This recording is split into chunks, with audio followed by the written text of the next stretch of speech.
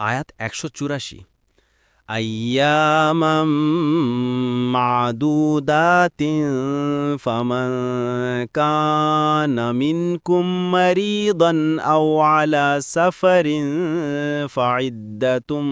من أيام أخر وعلى الذين يطيقونه فدية طعام مسكين فمن تطوع خيرا فهو خير له وأن تصوموا خير لكم إن كنتم تعلمون অনুবাদ এগুলো গোনা কয়েকদিন অতঃপর তোমাদের মধ্যে কেউ অসুস্থ হলে বা সফরে থাকলে অন্য দিনগুলোতে এই সংখ্যা পূরণ করে নিতে হবে আর যাদের জন্য সিয়াম কষ্টসাধ্য তাদের কর্তব্য এর পরিবর্তে ফিদিয়া একজন মিসকিনকে খাদ্য দান করা যদি কেউ স্বতঃস্ফূর্তভাবে সৎকাজ করে তবে তা তার জন্য কল্যাণকর আর সিয়াম পালন করাই তোমাদের জন্য অধিকতর কল্যাণের যদি তোমরা জানতে তাফসীর ১ নম্বর ফুটনোটের বিবরণ বাক্যে উল্লেখিত রুগ্ন সেই ব্যক্তিকে বোঝায় যার সাওম রাখতে কঠিন কষ্ট হয় অথবা রোগ মারাত্মকভাবে বেড়ে যাওয়ার আশঙ্কা থাকে ২ নম্বর ফুটনোটের বিবরণ সফররত অবস্থায় সাওম না রাখা ব্যক্তির ইচ্ছা ও পছন্দের ওপর ছেড়ে দেওয়া হয়েছে আনাস রাদিয়াল্লাহু আনহু বলেন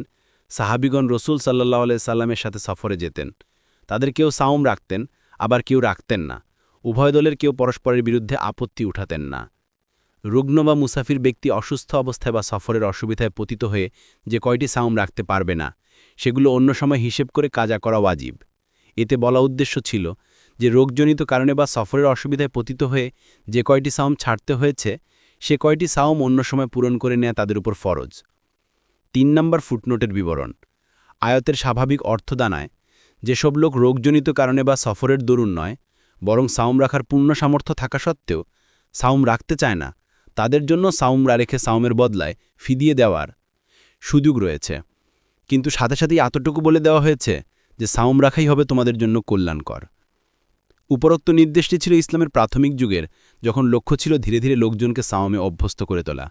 এরপর নাজিলকৃত আয়াত ফামাউ শাহিদা মিনকুমুশ শাহরা ফালিয়াসুমহু এর দ্বারা প্রাথমিক এই নির্দেশ সুস্থ সবল লোকদের ক্ষেত্রে রহিত করা হয়েছে তবে যেসব লোক অতিরিক্ত বার্ধক্যজনিত কারণে সাওম রাখতে অপারগ কিংবা দীর্ঘকাল রোগভোগের দরুন দুর্বল হয়ে পড়েছে